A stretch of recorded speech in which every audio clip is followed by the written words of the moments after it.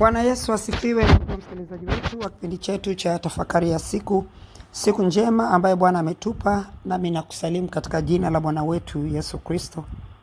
Leo ni siku njema na tunayo tafakari inayotoka katika kitabu cha Mathayo sura ile ya 22 mstari ule wa 41. Biblia inasema hivi: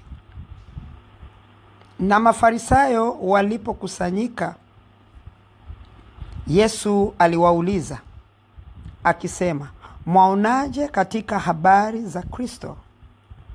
Mwaonaje katika habari za Kristo? Ni mwana wa nani? Wakamwambia, ni wa Daudi.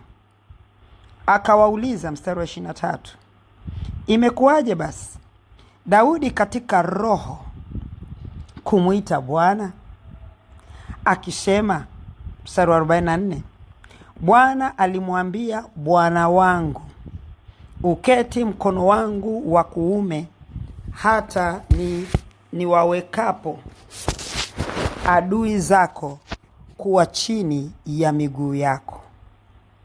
Basi Daudi akimuita Bwana, amekuwaje ni mwanawe?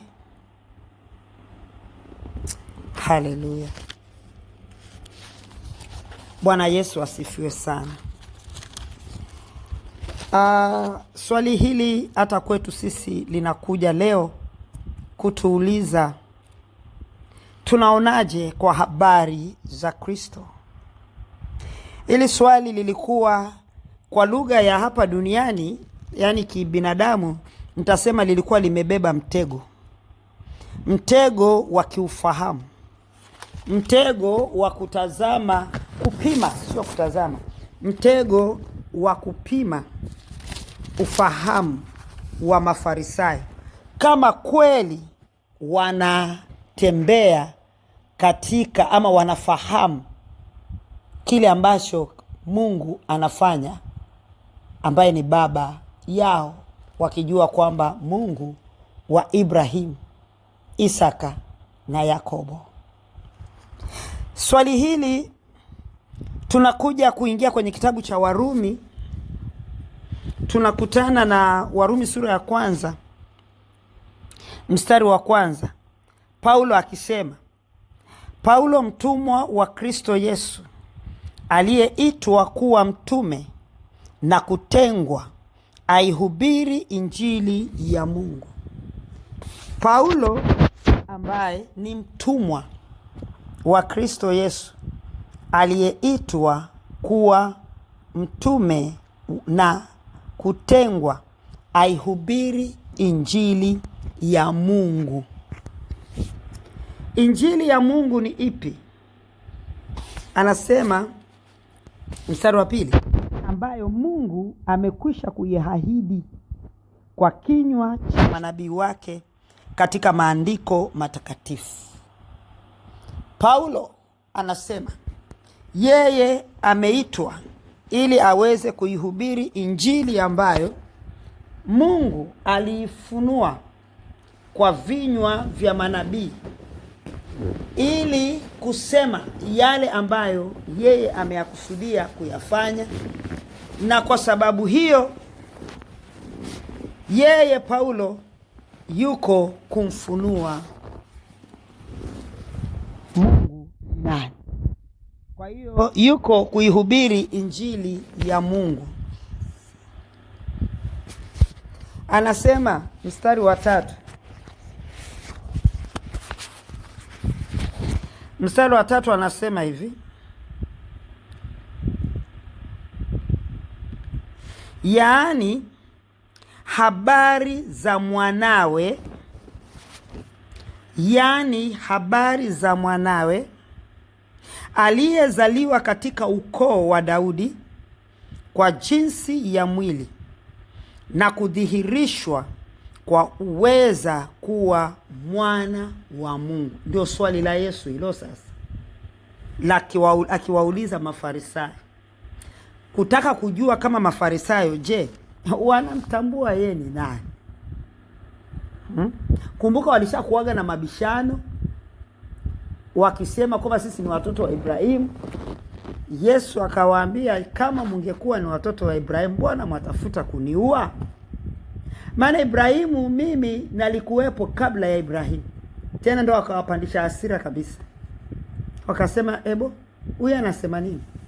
Eti yeye alikuwepo kabla ya Ibrahimu. Sasa kuonyesha kwamba wale Mafarisayo walikuwa hawamjui Kristo ni nani, na ndiyo maana wakamkataa. Unajua, leo hii tunaishi, kuna watu wengi tunamkataa Kristo kwa sababu hatujamjua yeye ni nani. Kumkubali Kristo ni kwa njia ya kupokea wokovu. Na tunaposhindwa kuyaishi maisha hayo ya wokovu, sura inayojionyesha hapo ni ya kumkataa Kristo. Kwa sababu kumkubali Kristo ni kumpokea na kuyaishi yale aliyokujia hapa duniani. Kumpokea Kristo ni kumkubali kwamba yeye ni nani. Sasa hapa Paulo katika kitabu cha Warumi tunamwona anamfunua Kristo. Anasema ni mwana wa Mungu. Lakini ni mwanawe katika ukoo wa Daudi kwa jinsi ya mwili, na kudhihirishwa kwa uweza kuwa mwana wa Mungu kwa jinsi ya Roho ya utakatifu, kwa ufufuo wa wafu, Yesu Kristo Bwana wetu, ambaye katika yeye tulipokea neema ya utume, ili mataifa yote wapate kujitiisha kwa imani kwa ajili ya jina lake, ambao katika hao ninyi mmekuwa wateule wa Yesu Kristo. Paulo anakuja kuifunua swali hili ambalo Yesu aliwauliza Mafarisayo, nao wakashindwa kulijibu. Mafarisayo wakasema, walishindwa kujibu, wakasema wewe ni mwana wa Daudi. Wakaishia mwilini tu. Lakini Paulo anakuja kuvuka ile mipaka ambayo wakati huo walishindwa kwenda na Yesu. Mafarisayo walishindwa kutembea ama kumpokea, kumkubali Yesu kwa sababu walitembea katika mwili. Sasa hili ni tatizo ambalo tuko nalo. Tatizo hili linatufanya sisi, ambapo hii anasema Bwana, maana amewauliza imekuwaje basi Daudi akasema roho kumuita, akasema katika roho kumuita Bwana. Yana nawaambia sasa, imekuwaje basi Daudi akamuita Kristo Bwana?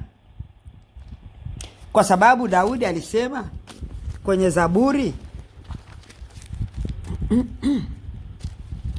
Daudi alisema kwenye Zaburi 110 mstari ule wa kwanza, akasema neno la Bwana kwa Bwana wangu, neno la Bwana kwa Bwana wangu, uketi mkono wangu wa kuume, hata niwafanyapo adui zako kuwa chini ya miguu yako.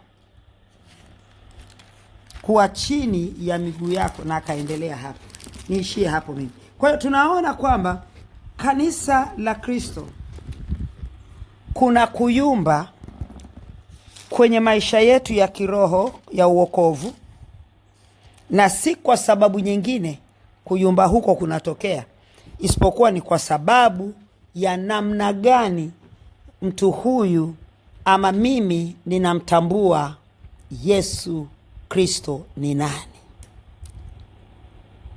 Kama mimi nitamtambua Yesu Kristo kama jinsi Mafarisayo walimtambua, maisha yangu hayawezi kubeba hofu ya Mungu ndani yake. Maisha yangu hayawezi kuonyesha chochote cha heshima kwake, kwa sababu sijamtambua. Kumtambua Yesu Kristo katika mwili kupitia ile safari yake alipokuwa hapa duniani na mateso ambayo aliyoyapitia ya ukombozi hakuwezi kunipatia mimi kumheshimu. Lakini nikimtambua yeye kama Kristo Masihi, nitajua yeye ni Bwana, kwa sababu nitauona ule uweza wake. Lakini nikimwangalia kama Yesu pale msalabani, sijui akibeba msalaba, kuna neno nimezoea kusema kwamba jamani, hata kama hamumtaki Yesu mumuonee huruma basi. Alibeba msalaba, aliteseka, alifanya, mumuonee huruma basi muweze kuokoka. Basi utamuonea huruma kwa sababu alibeba msalaba. Utamuonea huruma kwa sababu unamuona pale Golgotha. Utamuonea huruma kwa sababu unaona ile mijeledi ambaye alipigwa. Utamuonea huruma kwa sababu unaona ile taji ya miba juu ya kichwa chake. Utamuonea huruma. Kwa hiyo kuokoka kwako kutakuwa kunaonekana kama vile unamuonea yeye huruma. Kwa hiyo unamsaidia yeye, unamsaidia Yesu kwa wewe kuokoka, ili kuonyesha kwamba ile kazi amefanya pale Calvary ama wakati akiwa hapa duniani, basi kama vile unamwambia mshahara wako ndio huu, basi na mimi nimekubali kuokoka. Sikiliza kanisa na wana wa Mungu, watu wa Mungu tulioumbwa kwa mfano wa Mungu. Sisi ndio tuna uhitaji wokovu. Maana wokovu umebeba faida yetu. Kupoteza wokovu ni hasara yetu. Sasa ili basi niweze kuyaishi yale maisha yaliyobeba heshima ya kumtambua kwamba yeye Yesu Kristo ni nani, nisimtazame pale msalabani, nisimtazame kwenye lile limsalaba alilobeba, bali nimtazame yeye katika ule uweza, nimtazame yeye katika uweza wa kiungu, ili niweze kuona ujasiri wa ile kazi iliyofanyika na uzito wa ile kazi iliyofanyika, ambaye inanifanya mimi nimuonee huruma. Hata ndo niseme nimeokoka kwa sababu ya kumuonea huruma, kwamba yeye ndo alikuwa ananihitaji. Ndio maana hata kwenye kumtumikia Mungu, watu wengi tunafikiri kwamba kumtumikia Mungu tunamsaidia. Hatumsaidii, ni kwa faida yetu. Ile ni investment. Una invest kwa faida yako ya baadaye. Kushindwa kuinvest ni kutafuta umaskini wa baadaye. Kushindwa kuinvest kwa Mungu ni kutafuta kushindwa kuingia baadaye kwenye ufalme wake. Sasa hebu na tukalitazame hili. Mafarisayo waliulizwa, mwaonaje kwa habari za Kristo Yesu? Na tafakari yetu ya leo inakuja kwetu kutuuliza, twaonaje kwa habari za Kristo Yesu? Wewe unamuonaje Yesu? Wamuona Yesu wa msalabani aliyekuwa uchi? By the way, hakuwa amevaa hata kile kidudu wamemfunika nacho. Alikuwa uchi wa mnyama. Wewe unamuona huyo? Wewe unamuona nani? Manake kumpokea Yesu kwa majonzi hayo hayakupi wewe kumheshimu. Kuijua mamlaka aliyoibeba ndio inakupa wewe kumheshimu. Chukua hiyo mfano katika dunia. Mtu mwenye mamlaka haji kukuambia kwamba ni heshimu. Ukijua tu yeye ni nani, automatically unajenga heshima. Hata kuja kukuambia, hautakuja kuambiwa. Lakini ukitambua tu kwamba huyu ndio shikamo, unatengeneza mazingira ya kumheshimu. Kwa sababu umejua nini? Iko mamlaka katika ile nafasi alionayo, katika yeye alivyo. Sasa na sisi na tutambue hivyo. Tumempokea Yesu. Watu wengi leo ubadilishe mfumo. Wengi tumempokea Yesu kwa kumtazama kazi aliyofanya pale msalabani, kwa msalaba aliyoubeba, kwa mijeledi aliyopigwa. Kwa hiyo ndani yangu ile huruma ambayo nasikia, ai jamani, ameteseka kwa ajili yangu. Kama vile wanasema basi mimi nakulipa nini? Nakulipa kwa kuingia kwenye wokovu. Lakini maisha yangu siyaingilie. Nitaendelea na mambo yangu kwa sababu kweli ulifanya kazi nzito kwa ajili yangu, lakini sasa na mimi pia nina maisha yangu. Lakini ukimjua Kristo ni nani, Paulo anasema mimi nimefungwa, ni mtumwa, ili nihubiri injili ya Mungu iliyofunuliwa kwetu kwake yeye kwa njia ya manabii. Sasa Yesu Kristo amesemwa na manabii. Yesu Kristo ametamkwa tangu mwanzo. Yesu Kristo alikuwepo katika Agano la Kale. Inatosha sisi kutambua kwamba Yesu ni Mungu. Inatosha sisi kutambua kwamba Kristo ni Mungu. Inatosha sisi kutambua kwamba kila kitu, ndio mitume walimjua hivyo. Akasema Waisraeli waliunywea mwamba, walikunywa maji yakitoka ndani ya Kristo. Ule mwamba ulikuwa ni Kristo. Kwa maanake ule uweza wa Mungu, kila kitu kinawezekana kwake. Sasa nikimjua katika mamlaka hiyo, nitakaa ndani ya wokovu kwa kumheshimu. Tafakari yetu ya leo, wewe unamtambua Kristo kama nani? Leo badilisha mtazamo. Search yourself na ukaangalie kwamba, je, namuonea huruma tu kwa sababu alikufa msalabani kwa ajili yangu, kwa sababu alitoa uhai wake, au nastahili kuokolewa na yeye kwa sababu ndio mwenye nguvu, uweza na mamlaka juu ya maisha yangu? Kwa hiyo anastahili kupewa maisha yangu, na mimi nampa maisha yangu aweze kuyasimamia yeye. Ndipo Roho wake Mtakatifu aweze kuwa kiongozi wako, sawa sawa na Warumi sura ile ya 8 mstari wa 14, ndipo uweze kuwa mwana wa Mungu.